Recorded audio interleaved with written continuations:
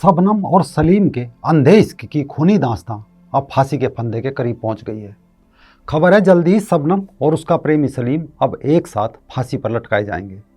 लेकिन सवाल ये है कि आखिर शबनम और सलीम का ये इश्क शादी के मंडप के बजाय फांसी के फंदे तक कैसे पहुंचा, और क्या इसके पीछे इस्लाम का अंदरूनी जातिवाद है या उच्च शिक्षण संस्थान और मदरसे की पढ़ाई।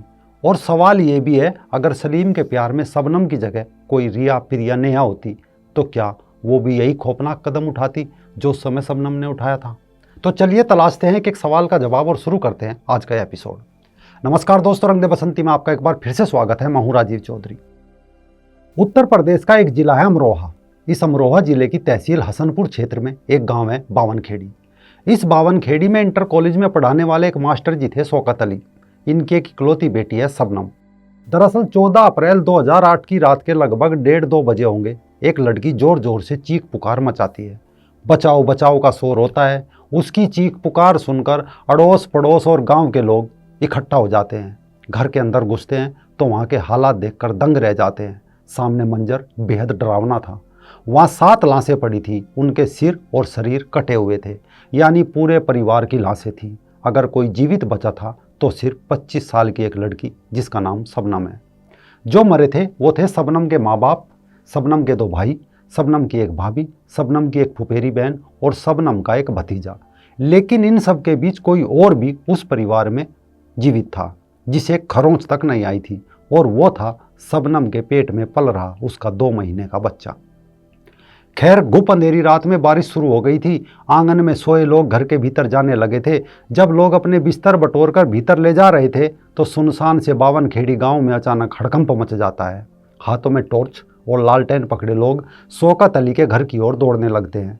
सुबह होते होते आसपास के गांव से भी भीड़ इकट्ठा हो जाती है। मीडिया से लेकर पुलिस, नेता सब पहुंच जाते हैं। इकट्ठे हुए लोगों के बीच आपस में खुसर पुसर होने लगती है। घर में अकेली बची शबनम बार बार पछाड़ खाते, रोते, सिसकते, बिलखते हुए इस रात की घटना सबको बताती है कि कैसे डाकू लुटेरे उसके घर में घुस गए और उसके पूरे परिवार का कत्ल कर डाला। वो बच गई क्योंकि वो बाथरूम में थी। लोग सुन रहे थे, सच कोई नहीं जानता था। हर किसी को शबनम के आंसुओं पर पूरा भरोसा था। उसे सांत्वना प्रदान करते हुए ये कहकर घर से निकल रहे थे कि भाई बहुत बुरा हुआ, बहुत बुरा हुआ, जिसने किया ऊपर वाला उसका सत्यानाश करे। जैसे जैसे दोपहर हुई, गांव बावनखेड़ी देश भर में छा गया। तत्कालीन उत्तर प्रदेश की मुख्यमंत्री मायावती जी भी गांव पहुंची।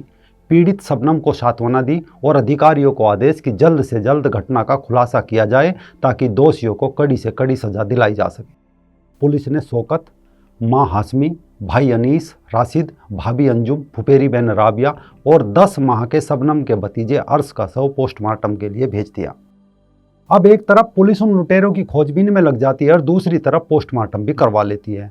उस दिन के कॉल डिटेल्स भी निकाले जाते हैं। इतने में पोस्टमार्टम की रिपोर्ट से ये पता चलता है कि मृतकों की हत्या करने से पहले उन्हें बेहोशी की दवा या कोई जहर भी दिया गया था।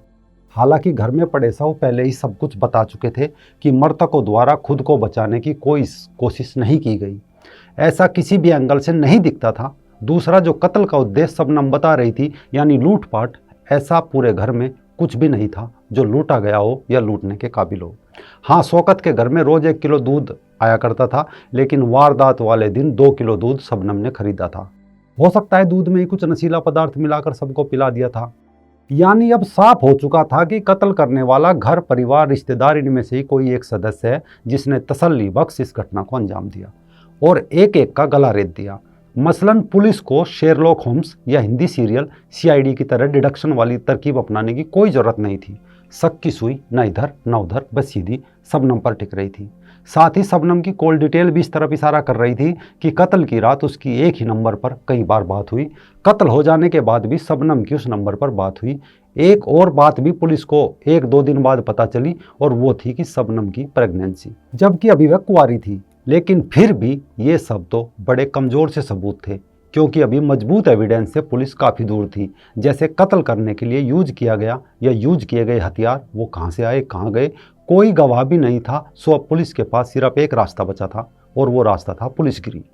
खैर, कड़ी पूछताछ करी और कुछ ही देर में शबनम ने पूरा किस्सा उगल दिया। एक ऐसा किस्सा जिसे आज 13 साल होने वाले हैं। जो लोग उस समय 12 साल के बच्चे थे, आज वो 25 साल के युवा हो चुके हैं। इस केस में शबनम ने 2 कहानी सुनाई, एक तो कत्ल वाली सुबह डाकू वाली और दूसरी पुलिस की कस्टडी में। शायद पहली कहानी इतनी खौफनाक नहीं थी क्योंकि डाकू लुटेरे थे, हो सकता है कत्ल कर भी दिया हो, किंतु जो दूसरी कहानी सुनाई वो सच थी। लेकिन भारतीय समाज में कोई सहजता से विश्वास नहीं कर पा रहा था क्योंकि यहाँ तो लोग रिश्तों में जीते हैं, उन्हें गले लगाते हैं। अब इस कहानी में एक किरदार आता है जिसका नाम है सलीम, जो शबनम का आशिक है। दोनों के बीच प्रेम की पींगे बढ़ रही थी, लेकिन मास्टर शौकत अली को रिश्ता मंजूर नहीं था और उधर शबनम को शौकत का ये रिश्ता नामंजूर करना मंजूर न था। बस फिर क्या था, सलमा और शबनम ने कर दी प्लानिंग और इन 7 लोगों की हत्याओं को अंजाम दे दिया। जिस एक इंसान के साथ शबनम उस रात लगातार कॉल में थी वो दरअसल सलीम ही था। सलीम ने भी अपना जुर्म कबूल कर लिया था और वो कुल्हाड़ी जिससे कत्ल किया गया था वो भी ठीक ठाक उसी जगह मिली जहां उसने बताई थी, यानी ये गंदे से तालाब के किनारे। अब आप सोच रहे होंगे आखिर शौकत अली यानी शबनम के बाप को ये रिश्ता मंजूर क्यों नहीं था, जबकि दोनों का मजहब एक था। बताया जाता है कि सलीम और सलमा की जाति अलग अलग थी। सलीम पठान और शबनम सूफी परिवार से थी। और ये बात सभी जान ले कि मुसलमानों के अंदर जाति का कीड़ा बहुत गहरा होता है। दूसरा, शौकत का परिवार पढ़ा लिखा था। जहाँ सलीम मदरसे में पढ़ा था और मैट्रिक पास तक नहीं कर पाया था, वहाँ शबनम ने डबल MA कर रखा था। लेकिन आ गई लकड़ी चीरने की आरा मशीन चलाने वाले मदरसा छाप सलीम की कट्टर बातों में। सोचे कि सलीम ने शबनम का दिमाग किस तरह हाईजैक किया होगा कि खुद 2 माह की गर्भवती शबनम अपने 10 माह के नवजात भतीजे पर भी कुल्हाड़ी से गर्दन अलग कर दी हो। उसे किस तरह पागल किया होगा कि उसने अपने हाथों से एक एक कर पूरे परिवार का कत्ल कर दिया हो, क्योंकि इकबाल या जुर्म में 7 लोगों पर कुल्हाड़ी शबनम ने ही चलाई थी। बस किसी सलीम या अब्दुल के प्यार में पागल किसी लड़की के लिए यही सोचने की बात है। आज शबनम जेल में है और अपनी फांसी की सजा का इंतजार कर रही है। सुप्रीम कोर्ट ने निचली अदालतों द्वारा दी गई उसकी फांसी की सजा को बरकरार रखा। उसके बाद शबनम ने राष्ट्रपति से सजा माफ़ी की भी गुहार की, लेकिन घटना की विभत्सता को देखते हुए वहाँ से भी न तो शबनम की सज़ा माफ़ हुई और न कम हुई।